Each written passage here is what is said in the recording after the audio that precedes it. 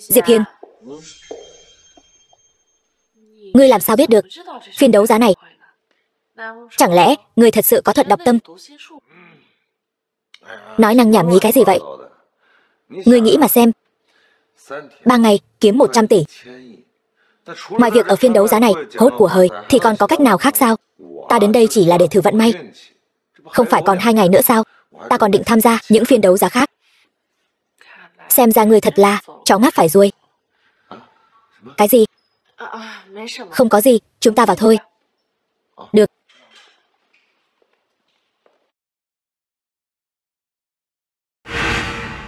Hai tên này là ai vậy? Dám ngồi chỗ của Lâm thiếu gia? Chưa từng thấy, nhưng với thủ đoạn của Lâm thiếu gia, hai người này e là sống không được lâu đâu. Yên tâm đi, tôi nhất định sẽ vớ được món hời trong buổi đấu giá này. Vượt qua bài kiểm tra đầu tiên của cô. Tiểu tử, cậu ngồi nhầm chỗ rồi. Sao? Trên đó có ghi tên cậu sao? Đúng là không có ghi tên tôi, nhưng chỗ này chỉ có Lâm Phong tôi mới xứng ngồi. Lâm Phong, đại thiếu gia Lâm gia.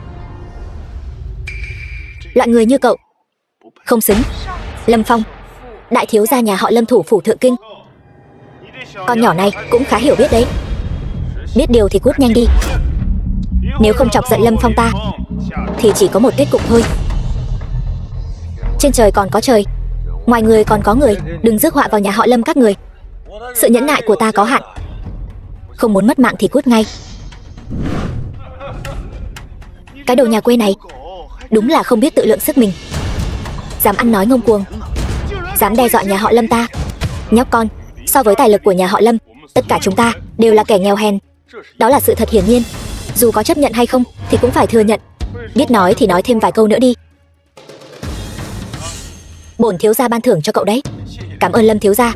Cảm ơn Lâm thiếu gia. Tên này không có chỗ ngồi thì nên xem xét lại thân phận và địa vị của mình, chứ đừng có cãi lại ta. Mơ tưởng chiếm chỗ của người khác. Hôm nay nếu tha cho cậu thì mặt mũi Lâm Phong ta để đâu? Cái ghế thôi mà, cũng để cho loại công tử bột như cậu ra vẻ ta đây sao? Nhóc con, cái ghế này không phải muốn ngồi là ngồi được đâu. Ngồi chỗ này đại diện cho thân phận và quyền thế. Cậu hiểu không? Thật không biết tên này làm sao vào được buổi đấu giá này.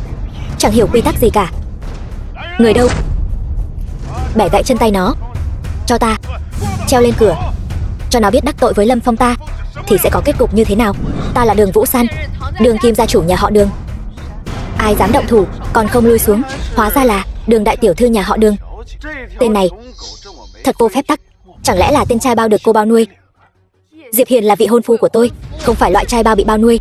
Hơn nữa, người nhà họ Đường chúng tôi ngay cả một cái ghế cũng không được ngồi sao? Đường tiểu thư đương nhiên có tư cách ngồi, nhưng không phải ở đây. Giải thích cho hai tên này quy tắc của buổi đấu giá này là gì. Hàng này dành cho những người có tài sản chục triệu hoặc mấy tên nhà giàu mới nổi mới được phép ngồi ở đây. Đương nhiên nếu là tài sản vượt quá 100 triệu thì hàng này không phù hợp với nhà họ Đường. Hai hàng này dành cho những gia tộc hạng 2 với tài sản vượt 100 triệu, vừa khéo cho nhà họ Đường các ngươi. Diệp Hiền, hôm nay chúng ta chủ yếu là đến mua đồ, đừng chấp nhặt với bọn họ. Mà hàng đầu tiên này đâu phải hạng tôm tép tầm thường có thể dễ dàng chạm tới. Chỉ có tài sản 100 tỷ, lại còn là danh gia vọng tộc ở Thượng Kinh mới có tư cách ngồi. Còn nhà họ Đường các ngươi không xứng. Thật không ngờ phiên đấu giá đời này lại có cái quy củ vớ vẩn này. Được, nếu đã như vậy thì chúng ta sẽ tuân thủ quy củ, ngồi sang hàng thứ 2. Khoan đã, Đường tiểu thư còn chưa nói hết đã muốn đi rồi sao? Các ngươi ngồi chính là hàng đầu tiên, chỗ ngồi đầu tiên. Hậu quả này còn nghiêm trọng hơn. Việc ngồi hàng đầu tiên nghiêm trọng lắm. Hàng đầu tiên, chỗ ngồi đầu tiên này, kẻ không phải hoàng thân quốc thích không được ngồi, kẻ không phải thủ phủ không được ngồi, kẻ không có tài sản 100 tỷ không được ngồi. Tóm lại, đây là chỗ ngồi riêng của Lâm thiếu. Bao nhiêu năm rồi chưa từng có ai dám ngồi vào. Nhà họ Đường các ngươi thật to gan. Nếu để hai kẻ các ngươi tùy tiện ngồi bừa bãi, lại còn đường hoàng rời đi như thế, phiên đấu giá này chẳng phải loạn hết sao? Ý ngươi là vị trí này được xếp theo thực lực, địa vị tôn ti phải không? Đương nhiên. Vậy ta hỏi một chút, tài sản vạn tỷ, thì nên ngồi ở vị trí nào? Đường đại tiểu thư, tên trai bao nhỏ này của ngươi thật biết cách gây phiền phức cho ngươi. Còn tài sản vạn tỷ nữa chứ? Dám hỏi khắp thiên hạ này, ai dám mạnh miệng nói ra những lời như vậy? Lâm thiếu, thằng nhãi này e là ngay cả 1000 cũng chưa từng thấy qua. Ngày ngày xem kịch ngắn Long Vương, xem nhiều quá nên tự huyễn hoặc bản thân rồi. Diệp Hiên, không phải đã nói là không được dùng sức mạnh của chiến tôn điện sao? Ta không dùng tài nguyên. Đây là tài sản của ta. Lương của ta rất cao. Ngươi đừng có ngụy biện. Ngươi cứ nói đi, số tiền này có phải do chiến tôn điện chi trả không? Phải. Vậy thì không được. Ngươi phải từ bỏ tất cả những gì ngươi có thể sử dụng. Nhưng mà bọn họ đã quá đáng rồi. Ngươi nhịn được sao? Nhãi danh. Ở phiên đấu giá này không tuân thủ quy củ, ngụy biện, kết cục sẽ rất thảm. Phiên đấu giá hôm nay là do một trong 8 vị vương gia dưới trướng đương kim quốc chủ Trấn Bắc Vương Lý Thiên Hải tổ chức. Nếu để ngài ấy biết có tên trai bao nhỏ như ngươi ngồi trước tất cả các gia tộc ở Thượng Kinh, còn quấy rối hiện trường phiên đấu giá, nhẹ thì bị đánh gãy hết xương cốt, nặng thì bóc xương lóc gân không toàn thây. Ta chỉ làm việc theo quy củ thôi, chỉ là lũ ếch ngồi đáy giếng. Các ngươi không phân biệt được khoảng cách giữa ngươi và ta mà thôi. Vỏn vẹn 100 tỷ không đáng nhắc tới. Được, nếu ngươi muốn mất mạng, vậy cũng đừng trách ta. Chờ lát nữa Trấn Bắc Vương vừa đến, ngươi chắc chắn sẽ bỏ mạng tại chỗ. Trấn Bắc Vương giá đáo.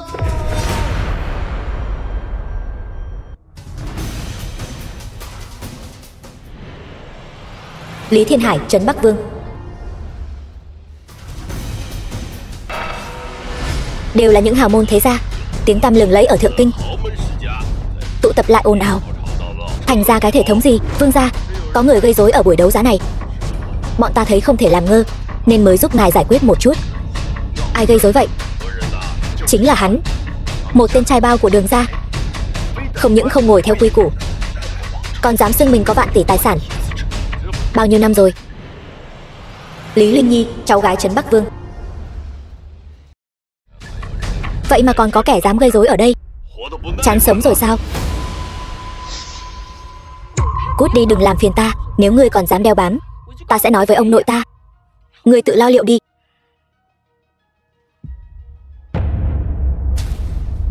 Tên tiểu tử chính là ngươi, dám gây rối ở buổi đấu giá. Gây chuyện gì? Với tầm nhìn của ngài, chắc hẳn sẽ nhận không ra tấm thẻ này chứ. Thẻ đen tối thượng của ngân hàng thế giới. Dám hỏi tiên sinh quý danh, ta họ Diệp. Cái thứ thẻ đen tối thượng gì chứ? Vương gia, ngài ngàn vạn lần đừng để hắn lừa. Hắn chỉ là một tên trai bao. Tấm thẻ này chắc chắn là giả. Ta vẫn chưa mắc mờ. Thật giả của tấm thẻ này ta vẫn còn nhận ra được. Tấm thẻ này chỉ dành cho những người có giá trị tài sản vượt quá vạn tỷ mới được phát hành riêng theo yêu cầu. Trên toàn thế giới chỉ có 2 người sở hữu. Một người là quốc chủ, người còn lại cho đến nay vẫn chưa ai biết thân phận. Dám hỏi tiên sinh ngài là đừng hỏi nhiều.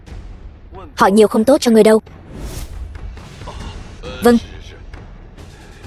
Nhưng mà ngài đã đến rồi. Vậy buổi đấu giá này không cần thiết phải tiếp tục nữa. Hay là thế này, ngài thích gì cứ chọn thoải mái.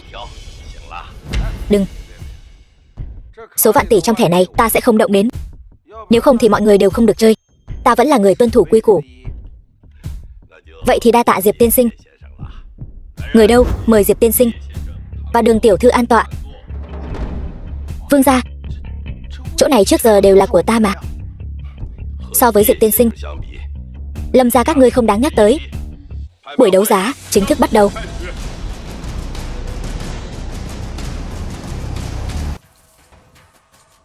Nếu đã là cháu gái của vương gia, tự mình giới thiệu, xem ra món đồ đầu tiên này giá trị không nhỏ.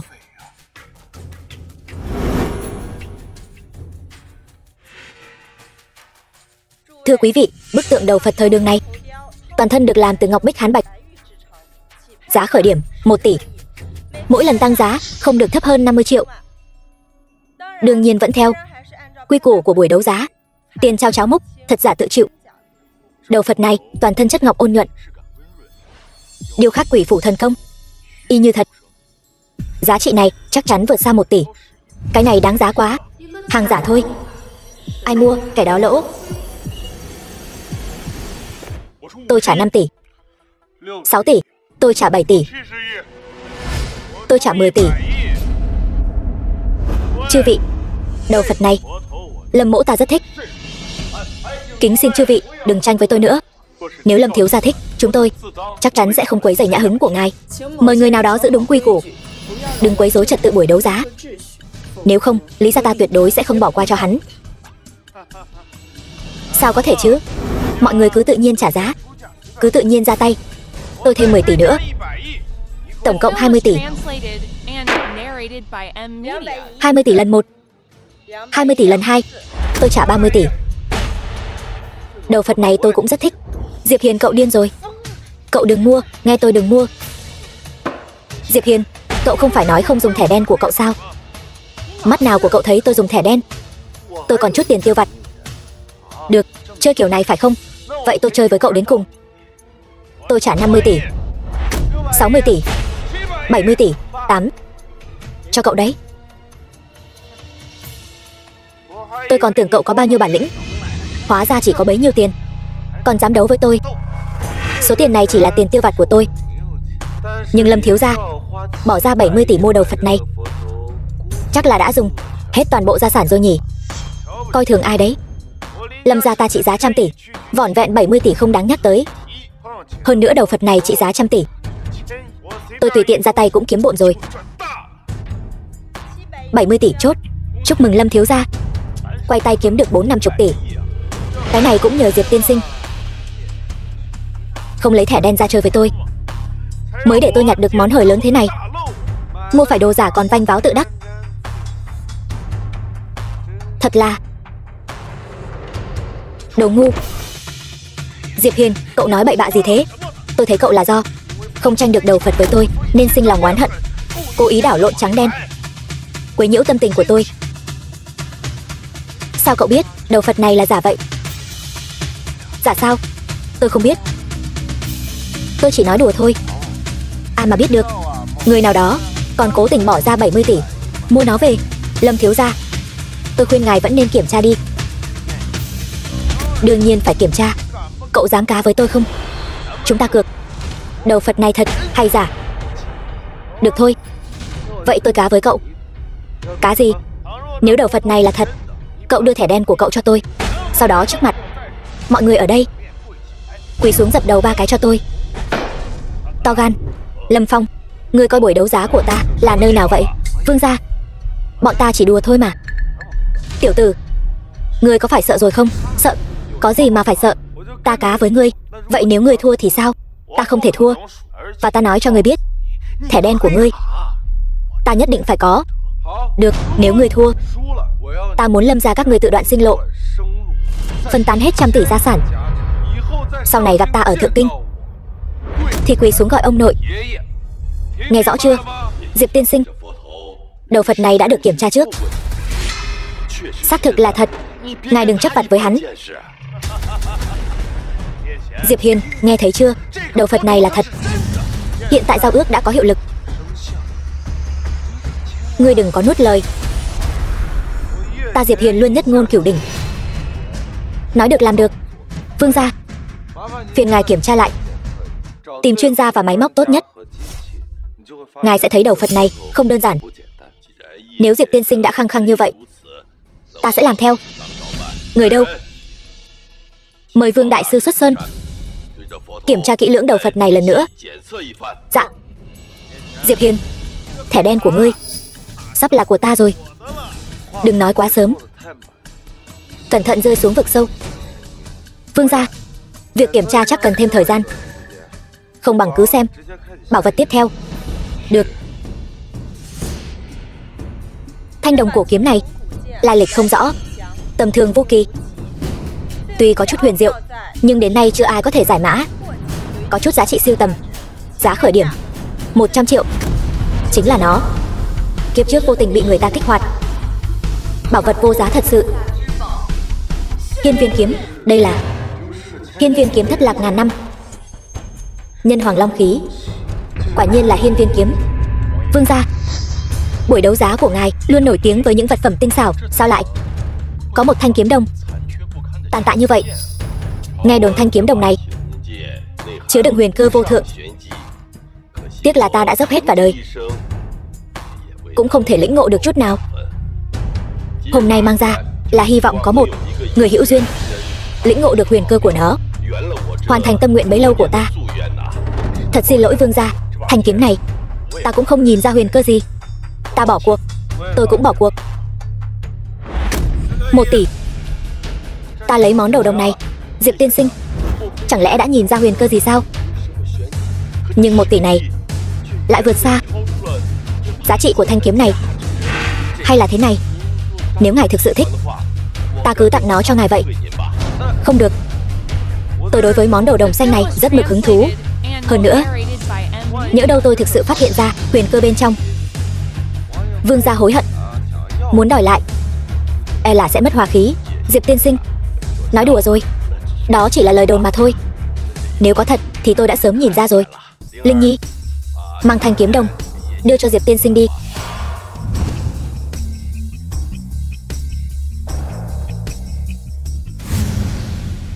Thế nào, bộ siêu tập 100 tỷ này đã tới tay rồi chứ? Ngươi đã nhìn ra huyền cơ của thanh kiếm này rồi sao? Không có đâu, ta chỉ là linh cảm. Nó chắc chắn đáng giá 100 tỷ. Diệp Hiền, ngươi có phải bị bệnh thần kinh không? Cho dù thanh kiếm đồng này được làm bằng vàng thì cũng khó mà đáng giá 100 tỷ. Không ngờ ngươi lại giàu như vậy, mà còn thích mơ mộng giữa ban ngày nữa. Diệp tiên sinh, thanh kiếm đồng này giá có thể được 100-200 triệu. Đã là tạ ơn trời đất rồi. Trị giá 100 tỷ e rằng hơi khó. Đồ mất mặt. Chỉ với ánh mắt của ngươi, cho dù có vạn tỷ tài sản thì sớm muộn gì cũng bị ngươi phá sạch. Cái thanh kiếm đồng rách nát này so với đầu Phật ngọc đời đường vừa rồi của ta đúng là rác rưởi. Vậy sao?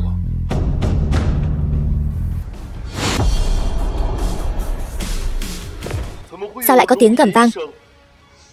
Chẳng lẽ có chân long dáng thế? Đương nhiên, còn không chỉ một con.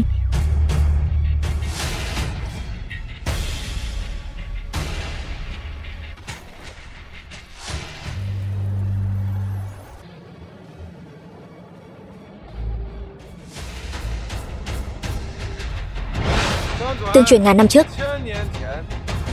tam giới bất ổn, nhân ma đại chiến, Ứng Long đại thần đã hy sinh 9 long tử của mình để đúc cho nhân hoàng thanh. Thần kiếm tuyệt thế này xoay chuyển cục diện. Bên trong thanh kiếm này ẩn chứa cửu long chân hồn. Chẳng lẽ đây chính là thanh kiếm trong truyền thuyết Hiên Viên kiếm? Đúng vậy. Cái gì?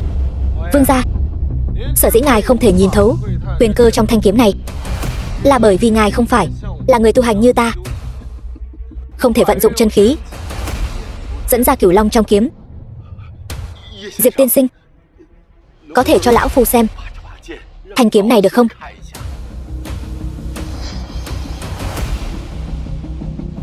Thần khí trấn quốc. Đây mới chính là thần khí trấn quốc. Diệp tiên sinh, lão phu xin trả ngài 100 tỷ. Xin ngài bán thanh kiếm này cho lão phu. Cái này, Diệp tiên sinh, ta biết ngài không thiếu tiền, nhưng thanh hiên viên kiếm này lão phu thực sự rất thích. Mong ngài cho lão phu một cơ hội. Vương gia không cần đa lễ, chỉ là ta còn có việc cần dùng thanh kiếm này, tạm thời không thể bán cho ngài, mong ngài lượng thứ. Lão phu yêu cầu quá vô lễ, còn xin Diệp tiên sinh rộng lượng. Đừng tưởng ngươi bỏ ra chục tỷ nhặt được món hời 100 tỷ là có thể đắc ý vanh váo. Ta nói cho ngươi biết, đợi lát nữa kết quả giám định ra, thẻ đen vạn tỷ của ngươi vẫn là của ta. Vương gia, báo cáo giám định ra rồi, mau nói. Diệp tiên sinh nhất thời nổi nóng, bị Lâm Phong xúi giục nhận cái đánh cược chắc chắn thua này. Không được. Diệp tiên sinh nhãn giới phi phàm, thân phận lại càng là bí ẩn, tuyệt đối không thể đắc tội. Lâm thiếu, nể mặt trấn Bắc vương ta, cái đánh cược đó cứ coi như bỏ đi, dù sao cũng chỉ là lời hứa miệng, không tính. Vương gia, ngài sở dĩ danh khắp thiên hạ, được người kính trọng, là bởi vì ngài làm việc từ trước đến nay đều công bằng chính trực, cương trực công minh. Chẳng lẽ hôm nay ngài vì nịnh bợ Diệp Hiền, muốn mua Thanh Hiên Viên kiếm trong tay hắn, liền banh vực mù quáng? Chuyện này nếu chuyển ra ngoài, e rằng danh tiếng của Vương gia sẽ tụt dốc không phanh. Lâm Phong, ngươi dám uy hiếp ông nội ta, ta nào dám. Nhưng mà tiếng người đáng sợ, ta không nói thì người khác cũng như vậy. Vương gia, ngài không cần lo lắng, ván cược này tôi chắc chắn thắng.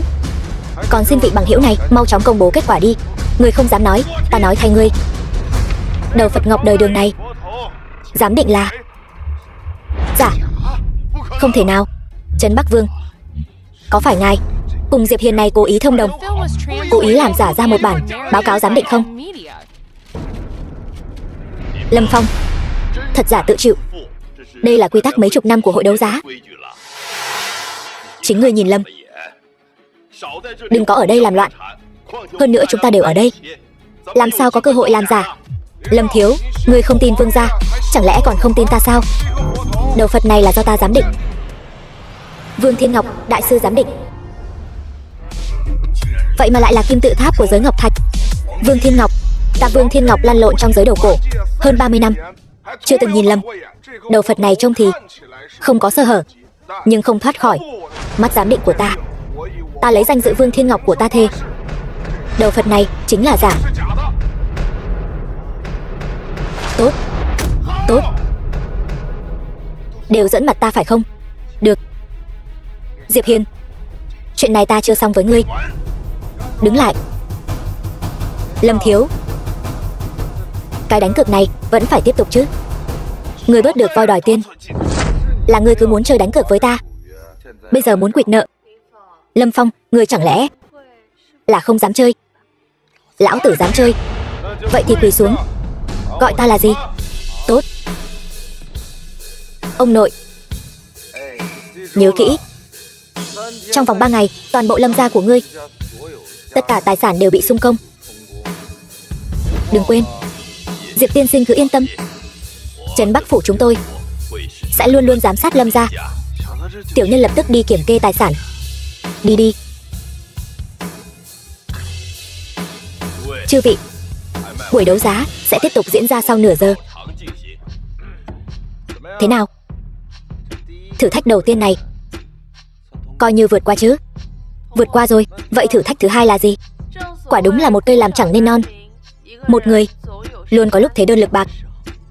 Cho nên thử thách thứ hai này sao? Nhân mạch chính là nhân mạch. Ta là Chiến Tôn, bao nhiêu người quỳ gối cầu xin ta, ta còn chẳng buồn nhìn. Nhân mạch của ta còn chưa đủ sao? Chiến Tôn điện lấy võ lực làm trọng. Ngươi cũng dựa vào chiến công mới từng bước lên được vị trí Chiến Tôn. Nhưng ta muốn thấy là năng lực của ngươi trong thế tục này. Vì vậy ta muốn ngươi dùng tốc độ nhanh nhất, có được sự tín nhiệm từ tận đáy lòng của Trấn Bắc Vương, và trở thành một thượng khách thực sự của Trấn Bắc Vương phủ. Trấn Bắc Vương vừa vặn thích thanh kiếm này, ta cứ việc đưa cho ông ấy là được. Diệp Hiền, thanh kiếm này là vật chứng của thử thách đầu tiên, ngươi không thể tặng người khác. Còn nữa, không cho phép ngươi sử dụng bất kỳ lực lượng nào của Chiến Tôn điện. Khó quá rồi. Nếu tối nay ngươi có thể ngăn cản Lâm Phong bỏ thuốc cho Lý Linh Nhi, vậy cũng chưa chắc không được. Được, tôi đã có kế hoạch rồi. Thử thách thứ hai này tôi nhận. Thiếu gia, đây là thứ ngài muốn. Xuân tâm đãng dạng đào hoa hoàn, hòa vào nước là có thể tan ra, không màu không mùi, dù là nam hay nữ, chỉ cần uống vào sẽ dục hỏa đốt người, khó mà thoát ra được. Tốt lắm, Lý Thiên Hải, ngươi dám giở trò với ta, vậy thì đừng trách ta tàn nhẫn, ra tay với cháu gái bảo bối của ngươi. Không phải, tại sao ngươi cứ bắt ta mang theo Hiên Viên kiếm? Diệp Hiền, bây giờ điều ngươi nên lo lắng nhất là làm sao vượt qua thử thách thứ hai này, chứ không phải ngồi đây uống rượu, càng không phải hỏi ta tại sao phải mang theo Hiên Viên kiếm. Nhưng mà quán bar này chẳng phải là mấu chốt của thử thách thứ hai sao? Ngươi chẳng lẽ dùng Chiến Tôn điện điều tra ra được gì rồi sao? Không có. Ta đã hứa với ngươi sẽ không dùng quan hệ của Chiến Tôn Điện. Là nó nói cho ta biết tất cả. Ngươi quả nhiên đang giấu ta điều gì đó. Oan uổng quá bà chủ. Cô không thể vu oan giá họa cho tôi như vậy. Hay là nói cô có điều gì đó giấu giếm tôi?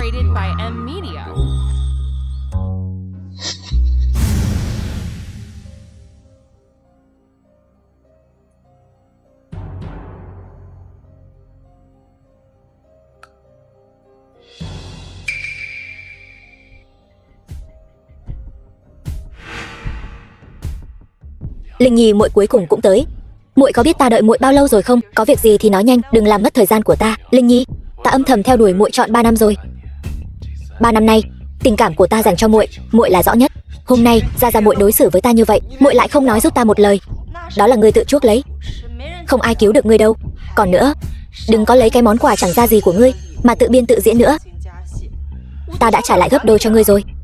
Linh Nhi, tình yêu của ta dành cho muội không phải dùng tiền tài có thể đo lường được.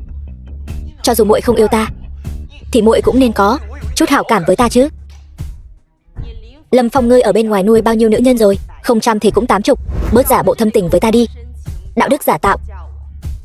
Nếu không phải cùng là thế gia thượng kinh, ta nể mặt ngươi một chút, thì hôm nay ngươi đừng hòng gặp được ta. Ta đã nghĩ thông rồi.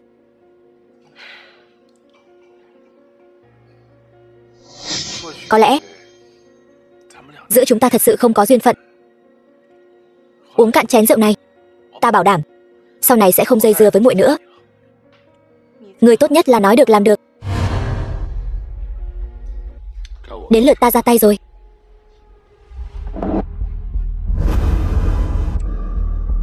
Diệp tiên sinh, sao hai người lại ở đây? Linh Nhi tiểu thư, rượu này không thể uống, bên trong bị bỏ thứ dơ bẩn. Diệp Hiên, người nói bậy bạ gì đó? Diệp tiên sinh, ngài nói thật sao? Đương nhiên là thật. Bọn ta tận mắt nhìn thấy hai người các ngươi hôm nay ở buổi đấu giá làm nhục ta như vậy, bây giờ lại không có bằng chứng mà nói ta bỏ thuốc vào rượu. Ta đê tiện như vậy sao? Buông hắn ra. Muốn bằng chứng? Được. Xuân tâm đãng dạng đào hoa hoàn. Lâm Phong, ta nói không sai chứ? Xuân độc này không phân nam nữ, rất mạnh. Người dám chứng minh bên trong không có thuốc? Uống nó đi. Đậu xanh, chuyện này tuyệt đối không thể để lộ ra, nếu không Lý gia sẽ không bỏ qua cho ta. Phải hủy bằng chứng này. Người bảo ta uống thì uống, dựa vào cái gì? Linh Nhi, nếu muội cũng tin, vậy ta không còn gì để nói.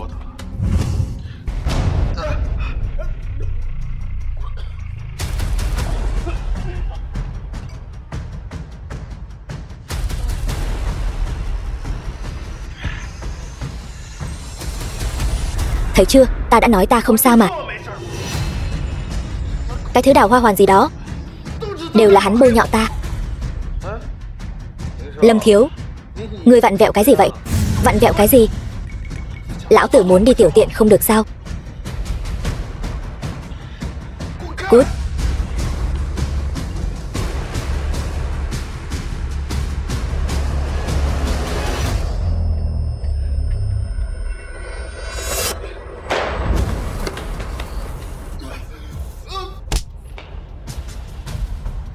Mồm mép, thật là tên không kiềm chế được hạ thân. Nghỉ ngơi cho khỏe đi. Diệp tiên sinh, chuyện ngày hôm nay đa tạ ngài. Nếu không phải ngài và Đường tiểu thư, ta e rằng thật sự không còn mặt mũi nào sống trên đời này nữa. Không có gì, chỉ là việc nhỏ thôi. Xin Diệp tiên sinh và Đường tiểu thư hãy cùng ta trở về Lý gia. Chuyện hôm nay Lý gia ta nhất định hậu tạ. Được.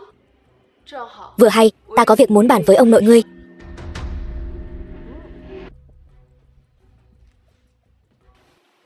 Không phải chứ, có chuyện gì sao? Sao quan trọng bằng thử thách tiền hôn nhân chứ? Chuyện tốt trời ban. Ngươi cứ ngoan ngoãn ở lại đây đi. Vương gia, ngài muốn làm gì? Diệp tiên sinh, Đường tiểu thư, đa tạ hai vị đã cứu cháu gái ta. Ân tình lớn lao như vậy, Lý Thiên Hải ta suốt đời khó quên. Vương gia không cần khách sáo. Ta có một đề nghị. Chi bằng để Linh Nhi tiểu thư lấy thân báo đáp, thành thân với Diệp Hiền. Ngài thấy thế nào? Cái này không phải tôi. Diệp Hiền tốt bụng đẹp trai, tài sản hơn 100 triệu, xứng đáng với thân phận hoàng thân quốc thích của Linh Nhi. Như vậy vừa báo đáp được ân tình, lại vừa giúp ngài tuyển được một chàng rể quý. Thật ra thanh hiên viên kiếm này là chàng muốn tặng cho ngài làm sính lễ cầu hôn. Hóa ra hôm nay chuyện Diệp tiên sinh nói là muốn cầu hôn Linh Nhi nhà ta. Không phải như vậy. Tôi Linh Nhi tiểu thư thấy thế nào? Nếu là Diệp tiên sinh, vậy cũng không phải không được. Nhưng Đường tiểu thư, cô và Diệp tiên sinh, chúng tôi chỉ là bạn bè bình thường. Trong buổi đấu giá hôm nay, anh ấy đến giúp Đường gia tôi. Anh ấy chỉ giúp Đường gia tôi nở mày nở mặt thôi. Thì ra là vậy. Vậy Lý gia ta đúng là cầu còn không được. Diệp tiên sinh, Linh Nhi nhà ta tuy không được xem là tuyệt sắc gia nhân, dung mạo như tiên nữ, nhưng cũng có tư thái chim sa cá lặn. Vậy chi bằng chuyện hôn sự hôm nay cứ định luôn đi. Vũ San, cô có ý gì? Diệp Hiền, tôi đã tìm cho cậu một cô vợ xinh đẹp. Cậu không nên cảm ơn tôi sao? Diệp Hiền, xin lỗi. Vì ngày mai chính là đại nạn tử kiếp của tôi. Tôi không muốn liên lụy cậu nữa. Tôi muốn tự mình đối mặt với tất cả. Tôi muốn về Đường ra nghỉ ngơi. Cậu cứ ở lại đây, bàn bạc kỹ càng với Vương gia chi tiết hôn ước. Vương gia, xin cáo lui trước. Đường tiểu thư đi thong thả, lão phu xin mạn phép không tiễn. Diệp tiên sinh, chuyện hôn sự này rốt cuộc cô có ý gì? Tôi đã hoàn thành 2 thử thách của cô. Tại sao bây giờ cô lại muốn tôi cưới người phụ nữ khác? Linh Nhi tiểu thư không tốt sao? Về gia thế, nàng là cháu gái của thân vương. Về dung mạo, nàng còn hơn cả tôi. Hơn nữa, nàng chưa từng có hôn ước. Nàng là một cô gái trong sạch. Nhưng tôi chỉ yêu mình cô.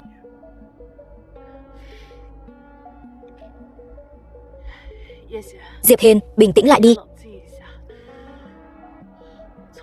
Từ nay về sau, hai ta ân đoạn nghĩa tuyệt. Kiếp này kiếp sau, vĩnh viễn không gặp lại. Mỗi người an yên. Đừng bám theo ta nữa. Vũ San, nếu ngươi thật sự không yêu ta, chia tay cũng chẳng có gì đáng nói. Nhưng kết cục này ta không chấp nhận.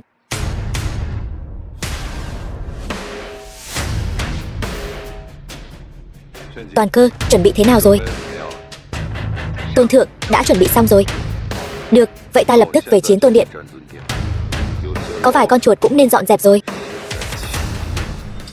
Đường Vũ San, Diệp Hiền, ta muốn các ngươi toi đời.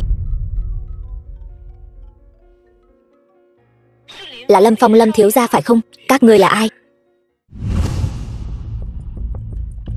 Rốt cuộc các ngươi là ai? Chiến Tôn lạnh. Các ngươi là người của Chiến Tôn Điện. Đúng vậy, theo ta được biết, Trấn Bắc Vương Lý Thiên Hải, Diệp Hiền, Đường Vũ San từng ở buổi đấu giá sỉ nhục ngài. Lâm thiếu, cơn tức này dù thế nào cũng nuốt không trôi. Đương nhiên, ta hận không thể đem bọn chúng băm thành trăm mảnh. Vậy thì vừa hay, chúng ta với Diệp Hiền, Đường Vũ San cũng có chút xích mích. Không bằng chúng ta liên thủ báo thù này. Nhưng mà Trấn Bắc Vương bên đó có Chiến Tôn Điện, tại sao phải sợ Trấn Bắc Vương? Lâm thiếu, đây chính là cơ hội ngàn năm có một. Ta hy vọng ngài biết trân trọng. Được, vậy ta gia nhập với các ngươi. Nhất định phải băm vằm hai người bọn chúng.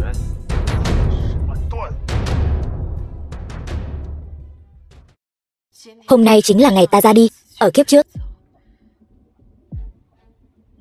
mong chàng rời xa ta rồi sẽ bình an vô sự. Nhất định phải sống thật tốt.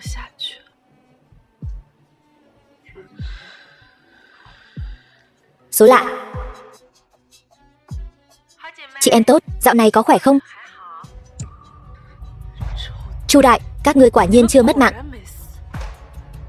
Hiện tại đang ở đâu? Hôm nay ta sẽ triệt để kết thúc mọi chuyện với các ngươi. Chị em tốt của ta sẽ gửi vị trí cho ngươi, luôn chào đón ngươi đến.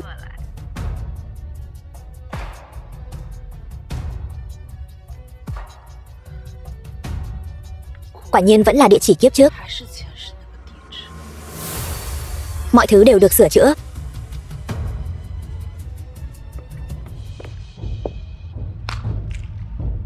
Hy vọng lần này có thể thắng cược. Đường Vũ San, ta chỉ kích động nói với ngươi vài câu. Ngươi thật sự dám đến sao? Chu đại, ta đã nói rồi, ân oán giữa ngươi và ta hôm nay nhất định phải giải quyết cho xong. Đường Vũ San, sao chỉ có mình ngươi đến vậy? Tên tiểu tình nhân, chiến tôn của ngươi chẳng lẽ bỏ rơi ngươi rồi sao? Không cần ngươi lo. Chu đại, đã nghĩ xong hôm nay mất mạng như thế nào chưa? Đường Vũ San, ngươi e là vẫn chưa hiểu rõ tình hình nhỉ? Thấy chưa, những người này đều là cao thủ võ đạo ta thuê đến, chỉ cần ta ra lệnh một tiếng liền có thể xé người thành từng mảnh. Vậy sao? Ra tay. Các ngươi làm gì vậy? Ta là chủ nhân của các ngươi. Không cần tiền nữa sao? Xin lỗi, Đường tiểu thư trả nhiều hơn. Cái gì? Chu đại, lần này ngươi thua rồi. Thua thảm hại, không còn khả năng lật ngược tình thế. Dựa vào đâu? Ta không phục. Đường Vũ San, cớ sao ngươi lại như tiên tri vậy? Chỗ nào cũng nhanh chân hơn ta. Ngươi rõ ràng trước kia ngu như heo vậy, tại sao bây giờ lại trở nên như thế này? Tại sao? Chính là bởi vì kiếp trước quá tin tưởng các ngươi mới dẫn đến phải trả giá bằng mạng sống. Bước đường cùng này, còn nhớ lúc đó chính là bị trói trên cái thập tự giá này, bị giày vò đến mức không ra hình người, cuối cùng mất thảm. Lúc đó, kiếp trước.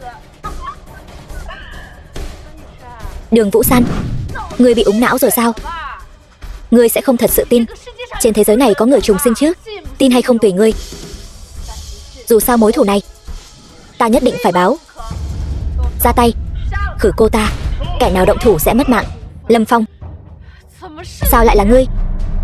Đường Vũ San, không ngờ tới chứ gì. Chúng ta đã chuẩn bị rất nhiều thứ.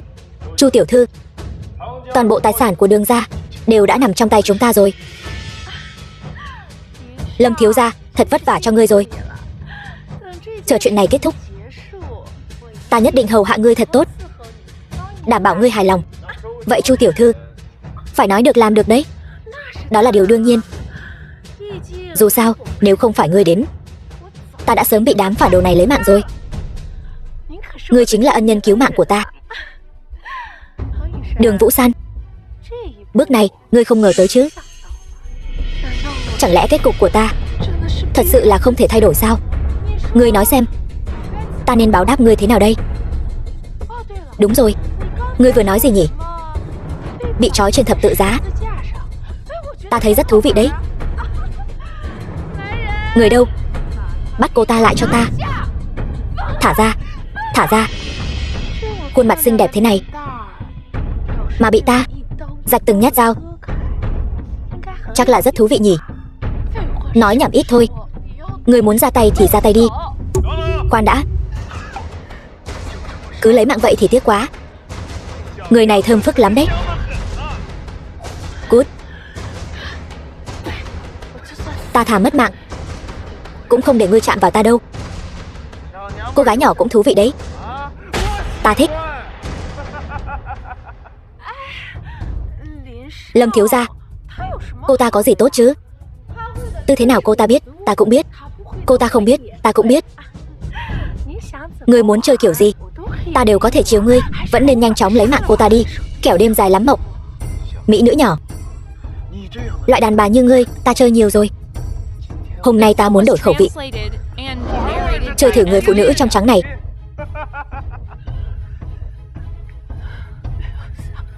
Không ngờ kiếp này lại mất trong nhục nhã như vậy.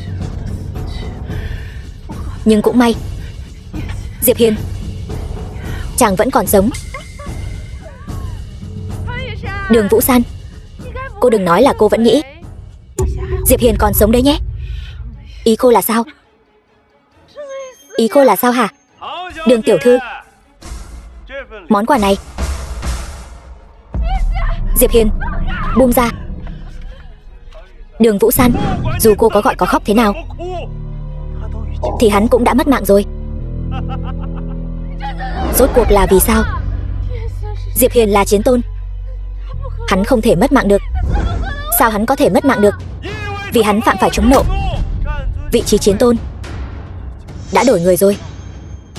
Còn ta chính là một trong tam đại chiến tướng, tân nhiệm chiến tôn điện. Đại hiệu Tham Lang. Tham Lang đại nhân, thì ra ngài đã bày ra một bàn cờ lớn như vậy. Kế sách của ngài quả thật là vô song trên đời. Khổng minh tái thế, cho dù là chiến thần đại nhân của chiến tôn điện thì đã sao?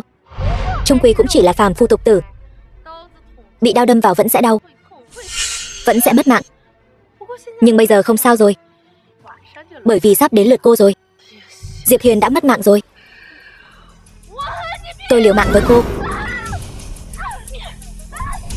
Đường Vũ San, bây giờ ta sẽ cho cô và Diệp Hiên đoàn tụ. Kiếm đến.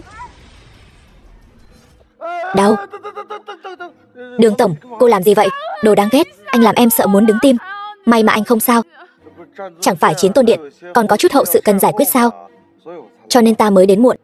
Đến là tốt rồi, kiếp này ta không muốn xa cách chàng nữa. Ta đã nói rồi, ta sẽ không rời xa nàng. Ta còn có việc cần xử lý, phải xử lý 3 người này. Không thể nào, điều này không thể nào. Chính tay ta đã lấy mạng Diệp Hiên. Người rốt cuộc là ai? Thất sát đại nhân. Ta lấy mạng chính là thất sát đại nhân. Những thủ đoạn nhỏ của các ngươi, tôn thượng đã điều tra rõ ràng từ lâu rồi. Vị chiến tôn đại nhân mà ngươi lấy mạng hôm đó chẳng qua chỉ là người được chúng ta thế thân, thất sát mà thôi. Thất sát ý đồ mưu quyền soán vị, quấy nhiễu trật tự chiến tôn điện, phá hoại sự yên ổn của quốc gia. Bị các ngươi ngược sát cũng coi như là tội đáng đời. Bây giờ đến lượt các ngươi. Chiến sĩ của chiến tôn điện đâu? Chu Đại, Chu Thiên Tứ, 2 người vượt ngục, cấu kết với thất sát, mưu quyền soán vị. Nên xử trí thế nào? Lấy mạng. Trời sinh họa còn tránh được, tự mình gây họa thì không thể sống.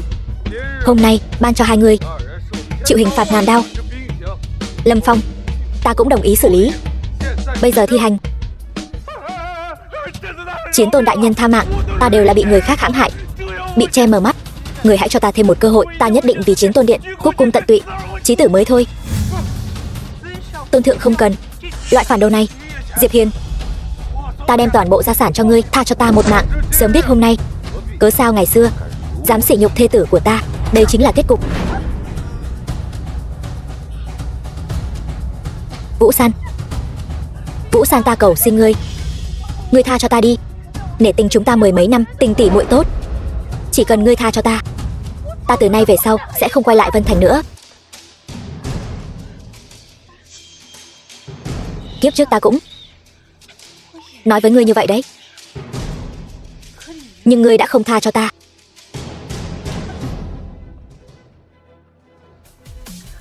Ta cuối cùng đã báo thù, cảm ơn ngươi. Lần này ngươi có còn rời xa ta nữa không? Sẽ không, ta sẽ không bao giờ rời xa ngươi nữa.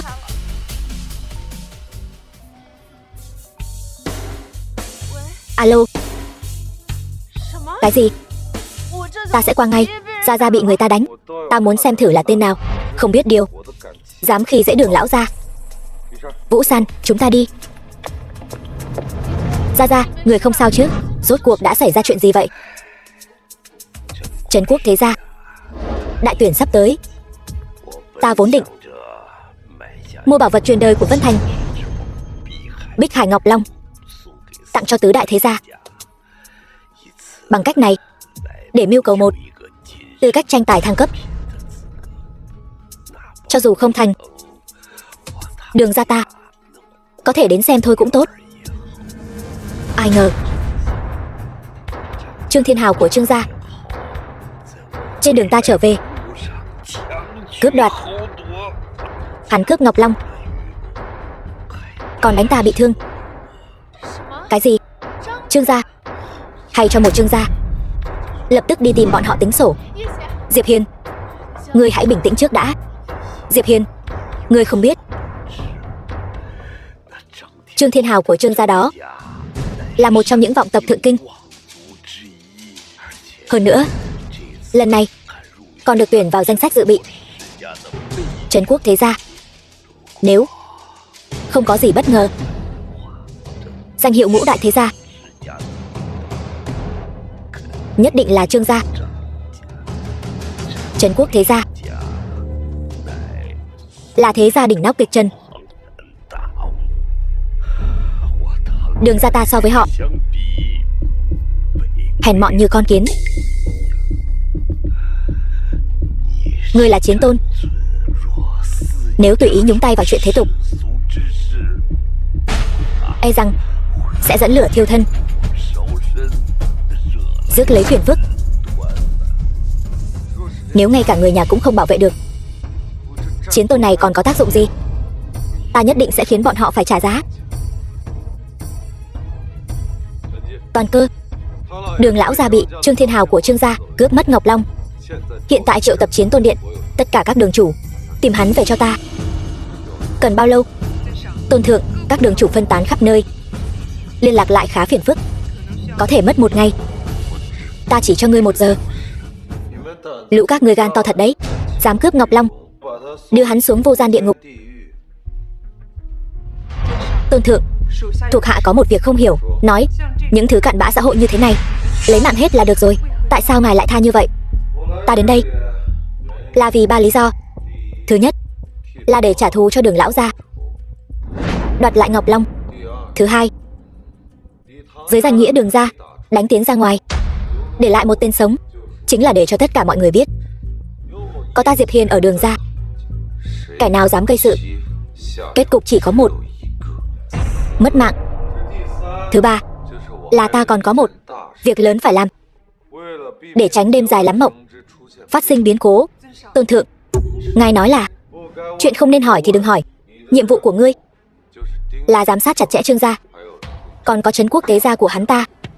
Vâng, 1000 năm một lần. Tiêu Vũ, gia chủ Ngũ Đại Trấn Quốc Thế Gia. Ngày Trấn Quốc Thế Gia được thăng cấp chính là 3 ngày nữa. Mọi việc đã sắp xếp thế nào rồi? Với Tiêu gia làm đầu, thiệp anh hùng của tứ đại thế gia. Mạnh Đức Minh, gia chủ Ngũ Đại Trấn Quốc Thế Gia, đã được phát đi khắp cả nước. Đã mời đại diện bách tộc các tỉnh đến tham dự. Chuyện thăng cấp của Trương gia đã được lo liệu ổn thỏa rồi.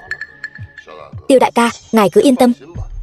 Hiện tại ngoài Trương gia của Thiên Hào, còn có một tên nhóc của Phong gia đủ tư cách thăng cấp.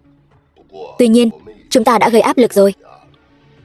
3 ngày sau chắc chắn sẽ thành công. Cha nuôi, Mạnh thúc thúc, lâu rồi không gặp. Trương Thiên Hào, thiếu chủ Trương gia, con trai cưng của ta, sao lại nóng vội mà hôm nay đã đến tìm ta rồi? Yên tâm đi, vị trí Trấn Quốc Thế Gia thứ 5 chắc chắn thuộc về Trương gia của con. Đúng vậy, đến lúc đó chỉ cần làm thủ tục cho có lệ là được. Đa tạ cha nuôi, đa tạ Mạnh thúc thúc. Hôm nay tôi đến đây là có việc khác. Vậy con đến đây là vì chuyện gì? Để cảm tạ sự dìu dắt của cha nuôi và Mạnh thúc thúc, tôi đã có được một bảo vật vô giá ở Vân Thành. Hôm nay tôi đến để tặng cho 2 vị. Bảo vật vô giá? Cháu trai, con có biết hai chúng ta đều là Trấn Quốc Thế Gia, thứ gì mà chưa từng thấy. Bảo vật mà con nói đến được lưu truyền ngàn năm, toàn thân mang sắc ngọc bích huyết long, sống động như thật. Lắng tai nghe kỹ, còn có tiếng long ngâm, có tác dụng trấn trạch an gia, trừ ma diệt tà. Chính là bảo vật trấn thành của Vân Thành. Cái mà con nói đến chẳng lẽ là Bích Hải? Đúng vậy, cha nuôi nói đúng lắm. Hai cha con nhà này chỉ giỏi làm ta sốt ruột. Mau mau đem lên cho ta xem. Mạnh thúc thúc cứ yên tâm, tôi đã sai người đi xử lý rồi, một lát nữa sẽ mang đến. Thiếu gia không xong rồi. Chuyện gì vậy? Bích Hải Ngọc Long đâu? Bích Hải Ngọc Long bị người ta cướp mất rồi. Giữa ban ngày ban mặt, Bích Hải Ngọc Long mà cũng bị cướp sao? Bọn ngươi làm ăn kiểu gì vậy? Nói xem là ai làm. Hắn nói hắn là Diệp Hiền nhà Đường gia. Đúng, chính là Đường gia. Hắn còn nói muốn Trương gia chúng ta phải trả giá. Thì ra là Đường gia. Thật to gan lớn mật. Chẳng lẽ hắn không biết Trương gia sắp được thăng cấp thành Trấn Quốc Thế Gia sao? Hắn nói hắn biết, nhưng mà Trấn Quốc Thế Gia cũng chẳng ra gì. Hắn chỉ là một gia tộc nhị lưu ở Vân Thành mà dám cuồng vọng như vậy. Hôm nay dám khiêu khích Trương gia, về sau e rằng sẽ khiêu khích đến chúng ta. Thật không thể dung thứ. Người đâu? Bắt Đường gia cho ta. Nếu cứ thế đánh tới, chuyện ta cướp Ngọc Long của Đường gia không phải sẽ bại lộ sao? Cha nuôi đừng nóng vội. Bây giờ chúng ta ra tay có phần hơi thiếu chính nghĩa. Chi bằng nhân đại hội thăng cấp thế gia, cho Đường gia biết sự khác biệt giữa hắn và chúng ta như trời với vực. Đến lúc đó tìm cơ hội xử lý hắn. Ngươi đã có kế hoạch rồi. Đúng vậy. Cục tức này ta sẽ không dễ dàng nuốt trôi. Đây mới là gia chủ của Trấn Quốc Thế Gia thứ 5. Cần phải có Diệp Hiền, Vũ San. Tin tốt đây. Gia Gia, sao ông vào không gõ cửa vậy? Xin lỗi. Tin tốt đây. Tin tốt đây.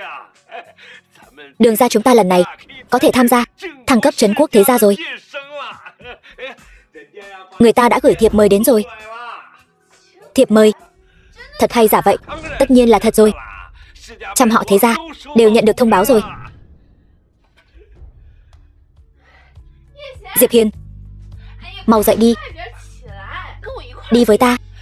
Nhanh lên. Không phải chỉ là đại hội thăng cấp thế gia thôi sao? Có cần phải kích động vậy không? Bớt nói nhảm, mau đi thay đồ. Dù sao cũng là bạn trai ta. Sao lại không quan tâm đến sự nghiệp gia tộc ta như vậy? Đó là Trấn Quốc Thế Gia đó. Không phải ta không quan tâm, ta chỉ là không quan tâm đến mấy chuyện thế tục, không hứng thú thôi. Người quả nhiên nghe được tiếng lòng của ta, có phải không? Rốt cuộc định giấu ta đến khi nào? Tiếng lòng? Tiếng lòng gì chứ? Các ngươi đang nói gì vậy? Lộn xộn hết cả. Ta vừa mới tỉnh ngủ, nói bậy. Ta cũng không biết Vũ San nói gì. Đúng rồi, Vũ San, ngươi xem thử, đại hội thăng cấp là khi nào? Chúng ta còn phải chuẩn bị trước. Ngươi căn bản không hiểu. Ngươi là chiến tôn, còn ta chỉ là một gia chủ tiểu gia tộc. Nếu đến lúc đó cả thiên hạ đều biết chúng ta kết hôn, sẽ nhìn ta thế nào? Bất quá, nếu có thể tấn thăng thành ngũ đại thế gia, ta mới xứng với ngươi. Ai dám nói xấu vợ chiến tôn? Chán sống rồi.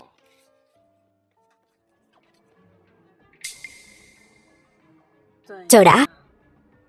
Trên đây viết là chẳng phải là hôm nay sao? Cái gì?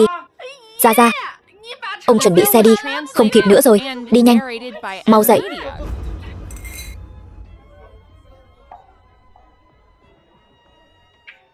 Chư vị, hôm nay là đại hội thăng cấp thế gia. Người tham gia là Trương Thiên Hào của Trương gia, Phong Thịnh Khải của Phong gia, Phong Thịnh Khải, thiếu chủ Phong gia, còn có Đường Vũ San của Đường gia. Do Đường gia vô cớ đến muộn vắng mặt, vậy nên hủy bỏ tư cách tham gia của họ. Đường Vũ San của Đường gia đến.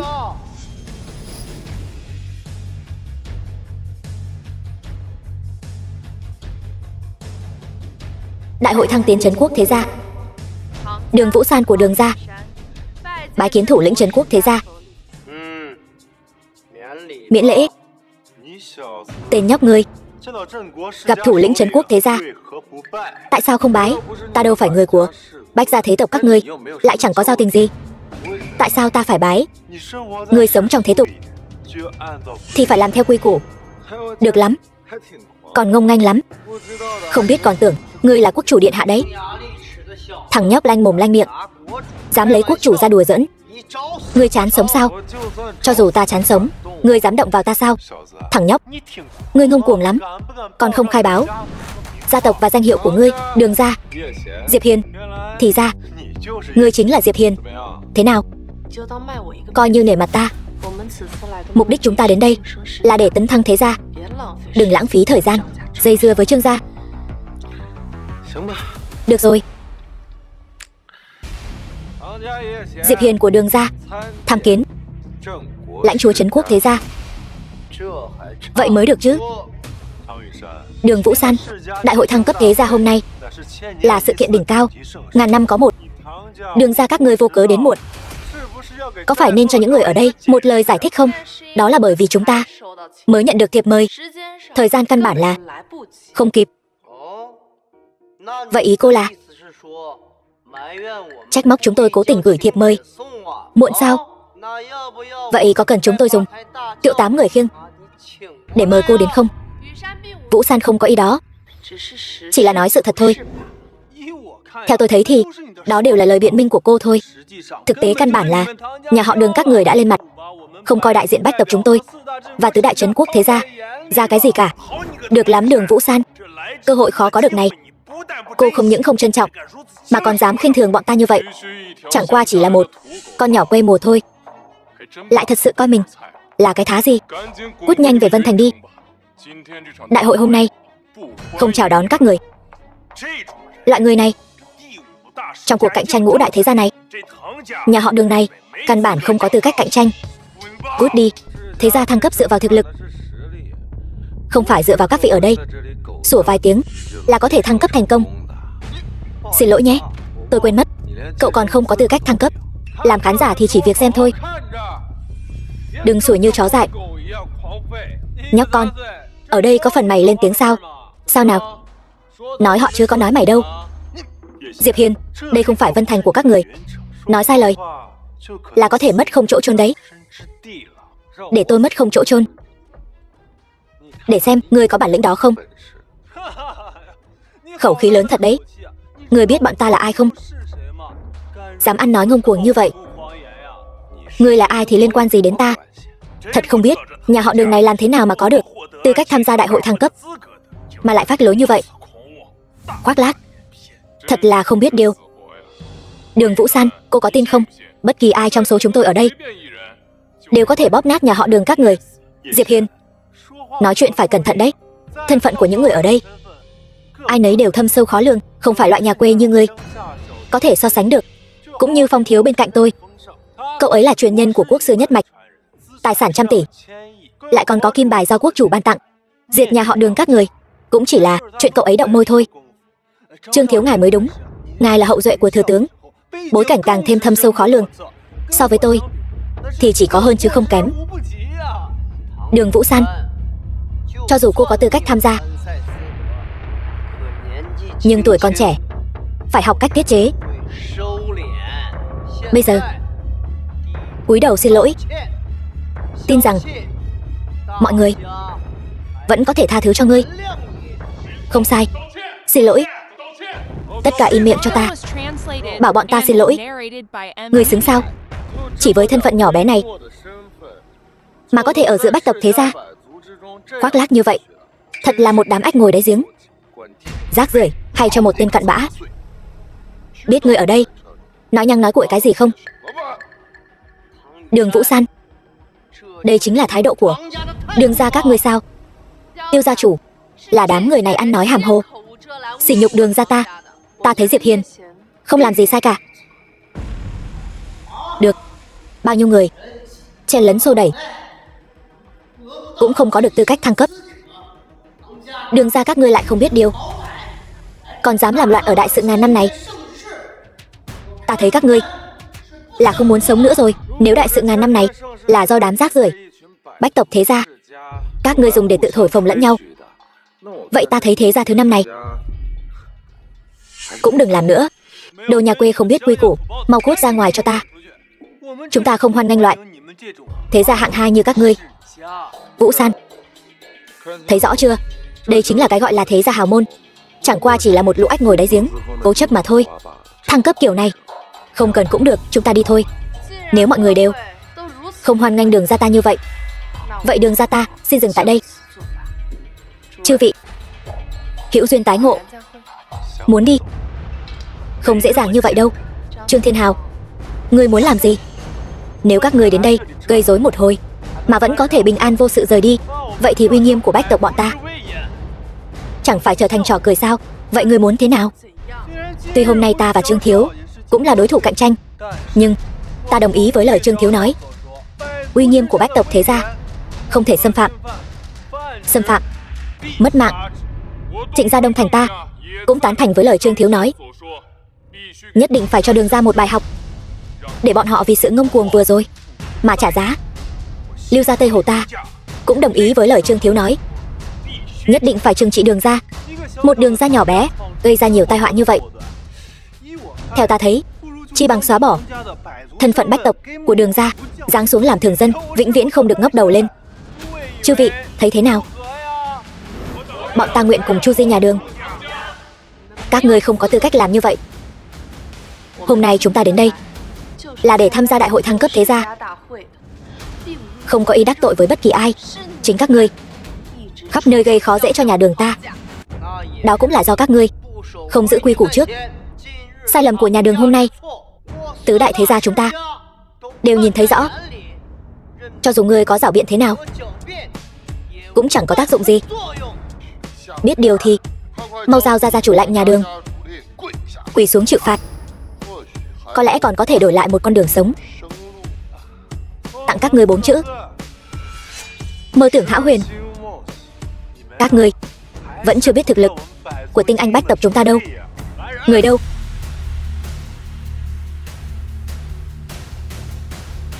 Trấn áp Đường gia. Ta Trương Thiên Hào nhà họ Trương lấy máu làm mực, lập huyết thư. Đường Vũ San, Diệp Hiền nhà họ Đường khinh thị đại biểu bách tộc đại hạ, coi thường long uy của trấn quốc thế gia, vậy nên phế bỏ vị trí bách tộc, đọa làm thường dân, vĩnh viễn trấn áp. Hay Trương Thiếu quả nhiên bá khí, nhà họ Phong ta tự nhiên không thể kém cạnh. Phong Thịnh Khải nhà họ Phong ký huyết thư, nguyện cùng nhà họ Trương vĩnh viễn trấn áp nhà họ Đường. Chư vị, bách tộc các tỉnh tự cổ chí kim, nhất vinh câu vinh, nhất tổn câu tổn. Hôm nay nhà họ Đường ăn nói ngạo mạn, coi thường chúng ta, chắc chắn phải liên thủ trấn áp, để nhà họ Đường vĩnh viễn không thể ngóc đầu lên được. Trương Thiếu nói đúng, huyết thư này tính thêm ta vào. Nhà họ Đường ngạo mạn vô lễ, làm nhục bách tộc, tính thêm ta vào. Hôm nay định đứng về phía đối lập với bách tộc của thế gia đại hạ sao? Vũ San, đại hội thăng cấp thế gia hôm nay e rằng là một cái bẫy của Trương Thiên Hào. Khó trách thiệp mời của chúng ta lại được gửi đến muộn như vậy, là bọn chúng cố ý gây khó dễ cho chúng ta. Yên tâm đi, binh đến tướng chặn, nước đến đất ngăn, bất kể chúng dùng thủ đoạn gì, chỉ cần có ta ở đây, không thể nào lai chuyển nhà họ Đường một chút nào. Đường Vũ San, huyết thư trấn áp bách tộc liên danh, nhà họ Đường các ngươi e rằng sắp biến mất khỏi hàng ngũ hào môn đại hạ rồi. Đây đều là do các ngươi tự chuốc lấy. Biến mất? Ngươi chưa có thực lực đó đâu. Giả vờ giả vịt. Ta thấy ngươi căn bản là không hiểu hàm lượng của tờ huyết thư này. Tên này nói không chừng chỉ là một tên thuộc hạ của nhà họ Đường, căn bản không biết nhà họ Đường hiện đang phải đối mặt với nguy cơ gì. Vậy sao? Thế nhưng sao ta lại cảm thấy ta chỉ cần vung tay lên là có thể giải quyết một chuyện nhỏ nhặt này? Ngươi, mặc dù mấy người bọn ta không thể sánh bằng một đầu ngón tay mấy đại thế gia trấn quốc, nhưng chúng tôi cũng có thể đại diện cho cả tòa nhà này, trăm tộc đỉnh cấp của các tỉnh. Nói cách khác, nhà họ Đường các người là đang đối đầu với tất cả chúng tôi, các thế gia đỉnh cấp. E rằng ngay cả điều này ngươi cũng không hiểu sao? Vậy sao? Nhưng mà kiến có nhiều đến đâu cũng không cắn được con cự long. Bay trên trời, đống phế vật chất thành núi cũng chỉ là rác rưởi. Ngươi nói cái gì? Tin hay không, bây giờ ta sẽ lấy mạng ngươi, Phong thiếu. Cần gì phải chấp nhặt với loại hạ đẳng này chứ? Điều chúng ta cần làm bây giờ chính là để bọn họ trơ mắt nhìn nhà họ Đường diệt vong, nếm trải sự tuyệt vọng. Người hãy nhớ kỹ, Từ khi bọn ta ký vào huyết thư, khoảnh khắc đó, mối quan hệ của tất cả bọn ta, bối cảnh thế lực, đồng loạt ra tay, bắt đầu tiêu diệt nhà họ Đường các ngươi. Đáng tiếc, cái gọi là tất cả quan hệ và bối cảnh của các ngươi cộng lại cũng không thể lay chuyển nhà họ Đường một chút nào. Vậy thì chúng ta cứ chờ xem, không quá 3 ngày, nhà họ Đường nhất định diệt vong. Hai lão già, các ngươi cứ luôn miệng nói đại hội thăng cấp thế gia này là sự kiện ngàn năm có một, lại bị kẻ có tâm quấy rối, làm cho giống như trò trẻ con vậy. Có quản hay không? Người tên hạ nhân của nhà họ Đường này dám nói chuyện với ta như vậy, chán sống sao? Nay đắc tội với đại hạ, đại diện trăm tộc trên dưới, đó là nhà họ Đường các ngươi tự chuốc lấy. Tại sao chúng ta phải quản? Ngươi vừa rồi không phải còn khoác lác khá lắm sao? Hay cho câu tự chuốc lấy? Được, nếu đã như vậy, vậy ta Diệp Hiền hôm nay sẽ thay các ngươi dạy dỗ một phen. Đừng có mặt dày nữa, chỉ bằng ngươi còn kém xa lắm. Có bản lĩnh gì cứ việc thi triển ra, ta sẽ cho ngươi biết thế nào là tuyệt vọng. Nhà họ Đường bây giờ chính là một cục than nóng phỏng tay. Đại hạ ai dám đứng về phía các ngươi, đó chính là tự tìm đường cụt. Bỏ cuộc đi, không ai có thể giúp các ngươi đâu. Vậy các ngươi đánh giá bản thân cao quá rồi đấy. Cái các ngươi gọi là đại diện trăm hào thế gia, bên ngoài trông thì oai phong lẫm liệt, thực chất lại như hổ giấy. Đối phó với các ngươi, ta có cả vạn cách. Không cần 3 ngày, 3 phút, ta muốn tất cả mọi người ở đây đều phá sản, không chừa đường sống. Ta không nghe nhầm chứ? Hắn ta lại nói muốn cho tất cả mọi người ở đây đều phá sản. Thằng nhóc này e là điên rồi sao? Khiến tất cả mọi người phá sản trong 3 phút. Ngươi đừng có nằm mơ giữa ban ngày. Ta thấy cái này của ngươi không phải là kế hoạch, mà là trò hề. Đừng có phí thời gian vào cái tên này nữa. Mau gọi điện cho bệnh viện tâm thần, đem tên thần kinh này đi. Cho dù là trấn quốc thế gia chúng ta liên thủ, muốn một câu nói khiến nhiều người ở đây như vậy phá sản toàn bộ, cũng phải tốn chút thời gian. Chỉ bằng ngươi, thật là si tâm vọng tưởng. Khó trách gần 100 năm nay Đường gia vẫn luôn là nhị lưu gia tộc. Cái tên không biết điều này, cuồng vọng tự đại, hôm nay phải diệt trừ. Đừng vội, 3 phút sắp hết rồi, chúng ta hãy chờ xem. Chư vị, ta thấy vẫn là đừng nên phí thời gian vào tên thần kinh này nữa, cứ trực tiếp lấy mạng hắn là được rồi. Vừa hay để tế huyết thư lên danh bách tộc của ta. Đề nghị này hay đấy, trấn áp Đường gia. Trước tiên bắt đầu từ tên này đi, ta xem ai dám. Bây giờ mới nghĩ đến bảo vệ tên này sao? Muộn rồi, Đường gia các ngươi không bao che được đâu. 3 phút đến rồi.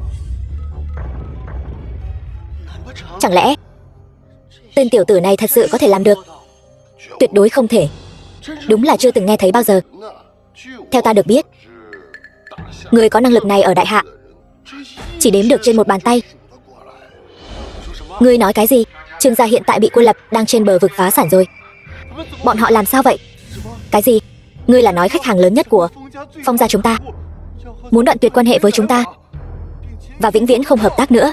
Chẳng lẽ đây mới là thực lực chân chính của Chiến Tôn Điện? Chỉ là phần nổi của tảng băng chìm về thực lực chân chính mà thôi. Chẳng lẽ thật sự là hắn làm? Tuyệt đối không thể. Ngươi đã làm thế nào? Chỉ một câu nói đơn giản đã phế bỏ toàn bộ đại biểu bách tộc. Người rốt cuộc là ai? Ta là ai không quan trọng, quan trọng là ta có thực lực này. Vậy dám hỏi các hạ, hôm nay đến đại hội thăng cấp thế gia của ta rốt cuộc là có mục đích gì? Hôm nay ta đến chỉ là muốn xem một đại hội thăng cấp thế gia công bằng, công chính, công khai, nhưng không ngờ lại bị một lũ cờ hó sủa không ngừng, hướng ta mà nhe nanh múa vuốt. Ngươi thế nào rồi, Tiêu gia chủ? Đại hội thăng cấp thế gia này có thể chính thức bắt đầu chưa? Đương nhiên có thể.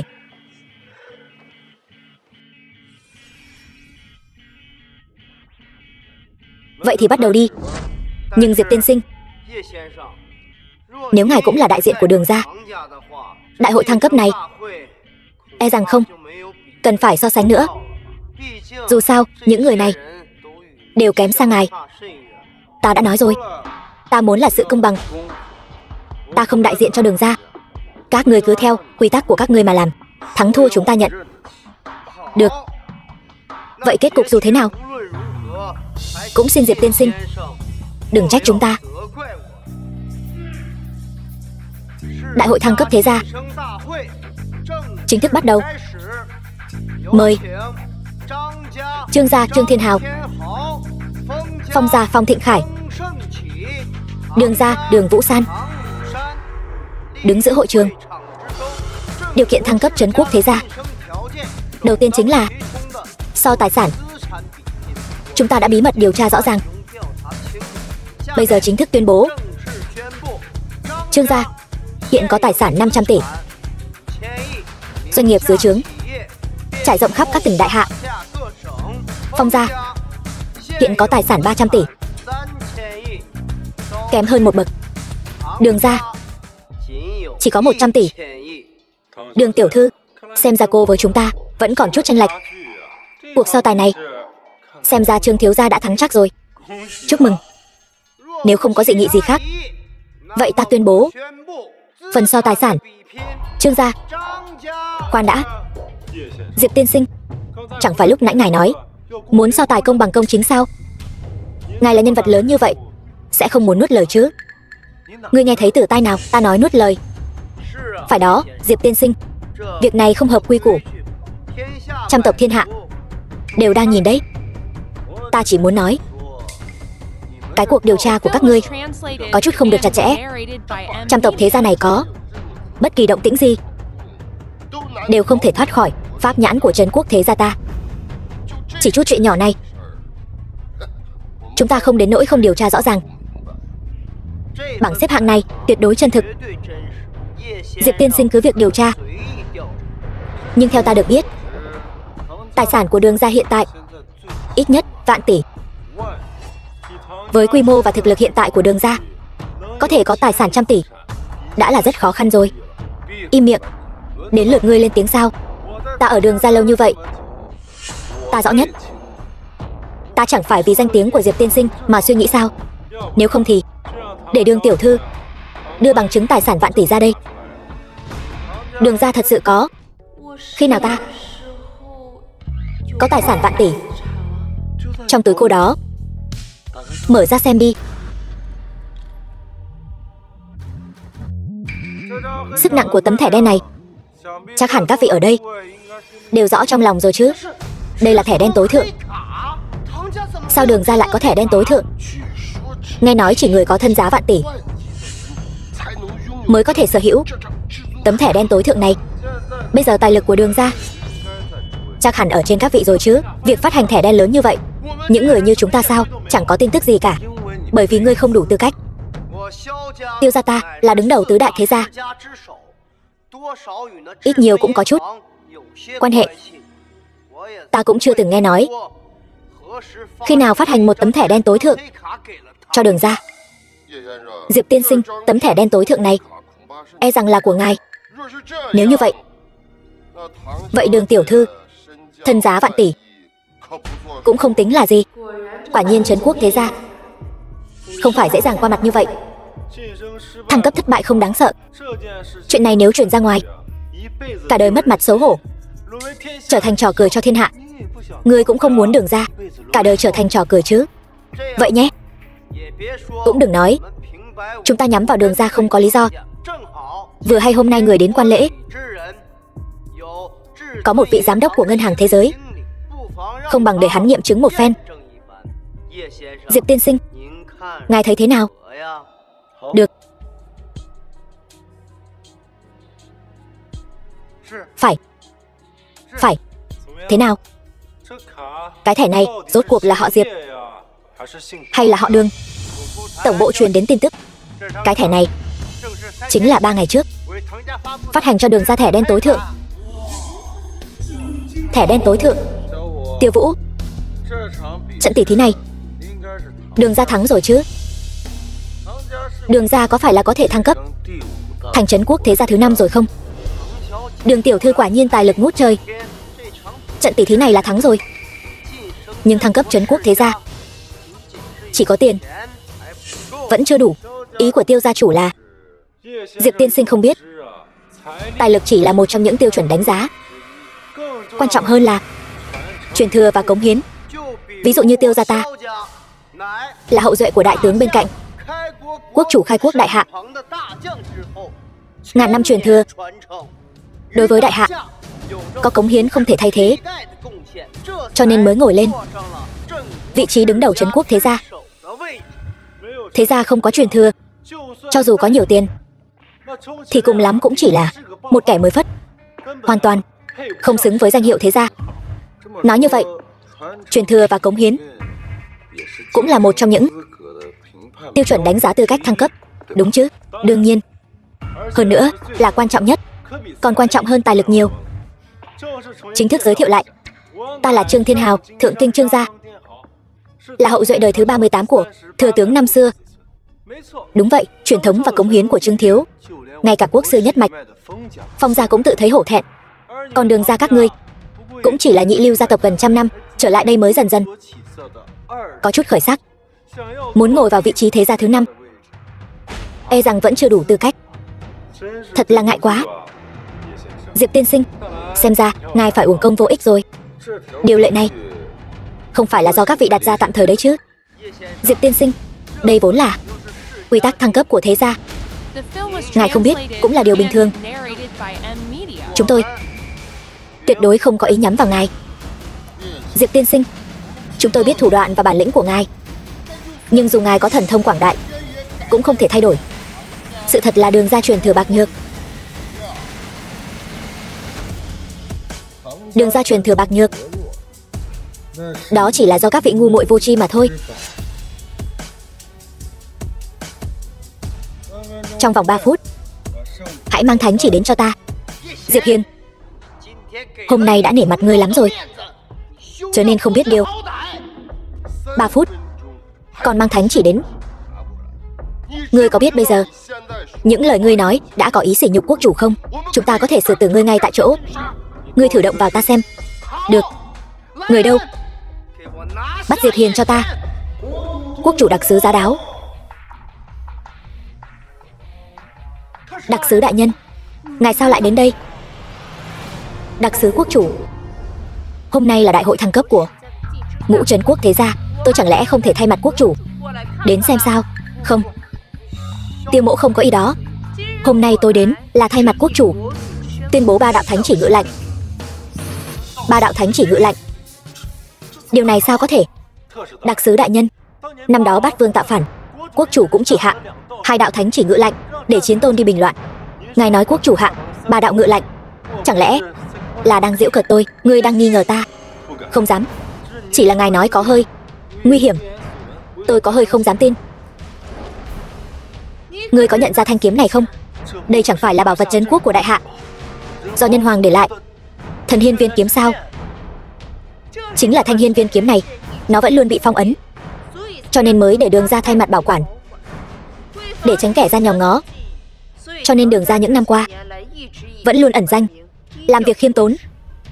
Hiện giờ Đường gia đã giải được phong ấn của hiên viên kiếm, thần khí trấn quốc tái hiện nhân gian, lại dâng tặng cho hoàng thất đại hạ, công đức vô lượng. Sao có thể như vậy được? Đường gia sao có thể có tầng quan hệ này chứ? Trương thiếu chẳng lẽ cho rằng thanh hiên viên kiếm này là giả? Quốc chủ ngự lệnh tại đây. Đường gia Đường Vũ San tiến lên nghe lệnh. Đường gia bảo vệ hiên viên kiếm có công. Hôm nay thân phận của Đường gia Thiên Niên hộ kiếm có thể công khai.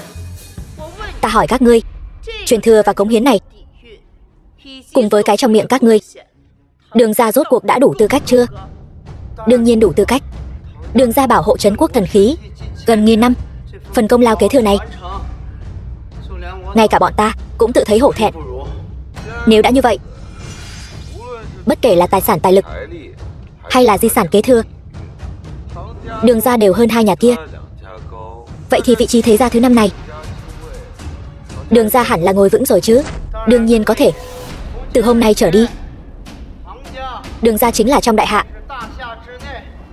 thế gia Trấn Quốc thứ 5, ngang hàng với bọn ta, cùng nhau quản lý trăm họ thiên hạ. Đường tiểu thư, non cao đường xa, về sau cô nhất định phải cẩn thận hành sự, đừng để ta bắt được điểm yếu gì.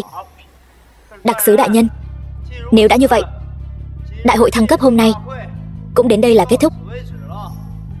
Bọn ta xin phép cáo từ trước. Ai cho các ngươi đi? Quốc chủ ngự lệnh có 3 đạo, ta vừa rồi chỉ công bố 1 đạo, bây giờ ta sẽ công bố đạo thứ 2. Đặc sứ đại nhân, còn có chuyện gì sao? Tứ đại Trấn Quốc thế gia, Tiêu gia Tiêu Vũ, Mạnh gia Mạnh Đức Minh, cùng với một trong trăm họ thượng kinh, Trương gia Trương Thiên Hào, bước lên nghe lệnh. Tứ đại Trấn Quốc thế gia quản lý trăm họ không chu toàn, coi trời bằng vung, kết bè kết phái, khiến Trấn Quốc thế gia rối ren như nồi cám. Hôm nay liền phế trừ vị trí thế gia, tịch thu gia sản Chu Di tam tộc, đuổi ra khỏi đại hạ. Đặc sứ đại nhân, chuyện này sao có thể như vậy được?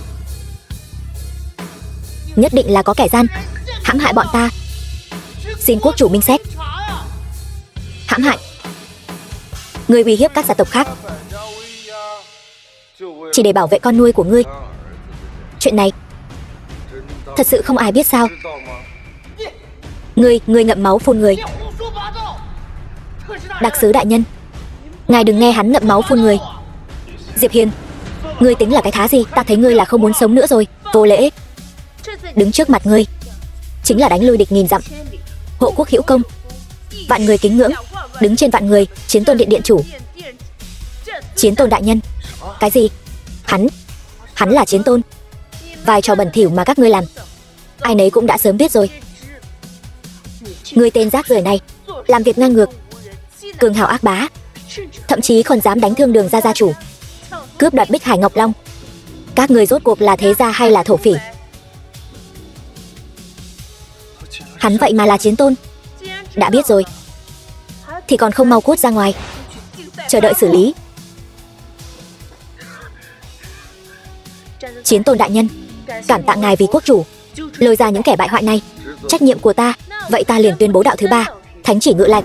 Đường tiểu thư, ta xin chúc mừng cô trước. Quốc chủ có lệnh, hôm nay ban thưởng cho Chiến Tôn Diệp Hiền, Đường gia Đường Vũ San, hai người kết làm phu thê, vĩnh kết đồng tâm, bách niên hảo hợp, và sắc phong Đường Vũ San làm thủ lĩnh thế gia, thay thế tứ đại thế gia, quản lý thiên hạ bách tộc. Thế nào, cái đại lễ này đấy, nàng có thích không? Ta đã chuẩn bị rất lâu rồi. Gả cho ta đi. Làm gì thế? Có nhiều người đang nhìn. Mặc kệ đi, nàng là quốc chủ mà, thân sắc. Nếu nàng không đồng ý, chính là kháng chỉ. Ta đồng ý.